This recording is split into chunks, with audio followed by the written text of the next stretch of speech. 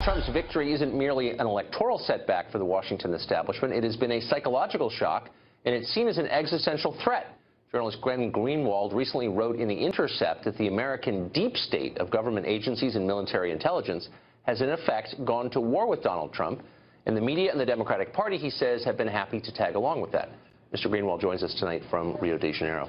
Glenn, thanks a lot for joining us. I just want to restate for our viewers who may not know you are not a Trump supporter, and you say that pretty explicitly in this piece you wrote yesterday, but you watched this dossier leak into the American media, and your immediate response, as you wrote in your piece, was, this comes from the American intelligence community, and here's why, and I want to put this on the screen.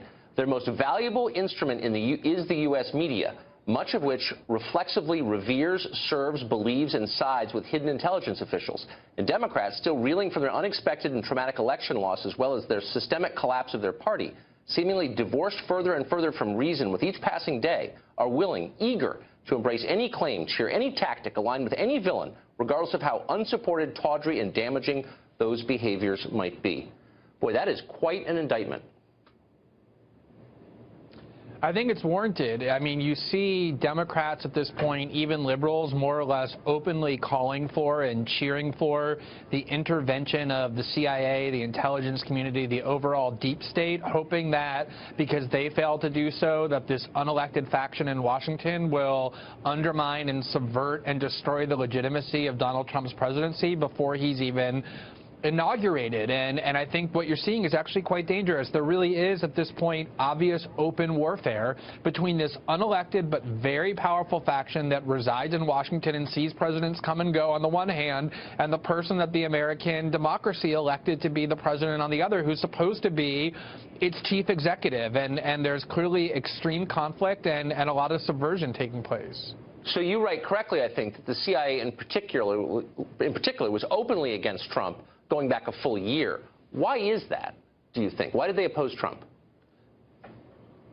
I think there are a lot of reasons. I think the #1 foreign policy priority of the CIA over the last 4 to 5 years has been the proxy war they're waging in Syria to remove Bashar al-Assad, and Hillary Clinton was quite critical of Obama for constraining them. She wanted to escalate that war, to unleash the CIA, to impose a no-fly zone in Syria to confront Russia, whereas Trump took the exact opposite position. He said, we have no business in Syria trying to change the government. We ought to let Russia and Assad go free, and killing ISIS and al-Qaeda and whoever else they want to kill. He was a threat to the CIA's primary institutional priority of regime change in Syria. Beyond that, Clinton wanted a much more confrontational and belligerent posture toward Moscow, which the CIA has been acrimonious with for decades, whereas Trump wanted better relations. I think they viewed Trump as a threat to their institutional preeminence, to their ability to get their agenda imposed on Washington. Now, what's chilling about this, as you point out pretty extensively in this piece, which I would definitely recommend to our viewers, is that there are a lot of ways to oppose Trump if you disagree with him, and you recommend some of them because you oppose Trump. But this way is an illegitimate way to oppose a president, and in fact a threat to our system, if you could explain what you meant. Sure. I mean, if you go back, 6 decades when Dwight Eisenhower, no radical he, a five-star general, a 2-term Republican president, he left office and he had one chance to tell the American people what he thought they needed to know as he was riding off into the sunset.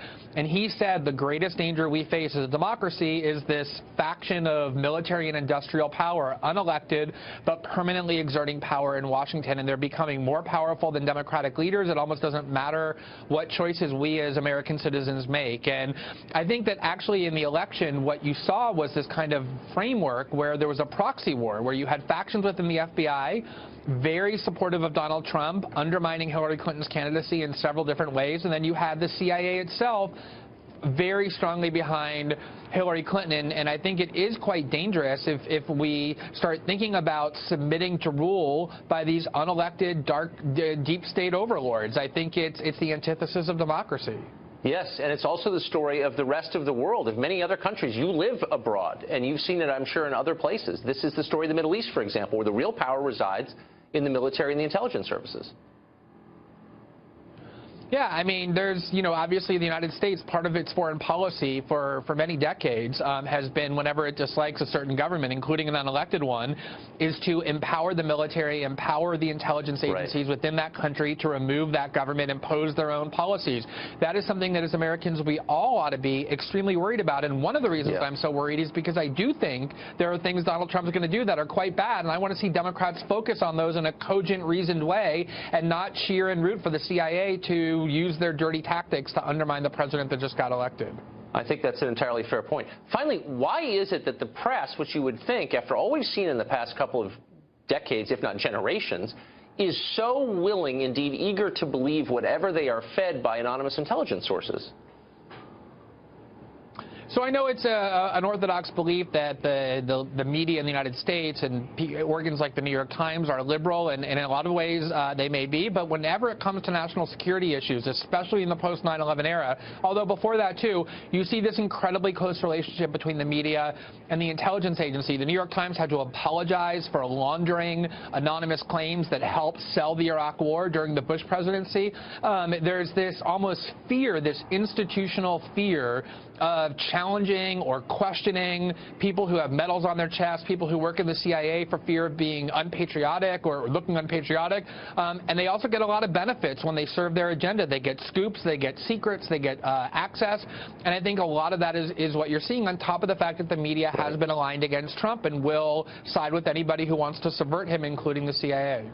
But when they empower the unelected to control our democracy, they're playing with fire. I agree with that. It's a great piece. Thank you, Glenn Greenwald, for coming on tonight. Appreciate it. Thank you, Tucker. Appreciate it.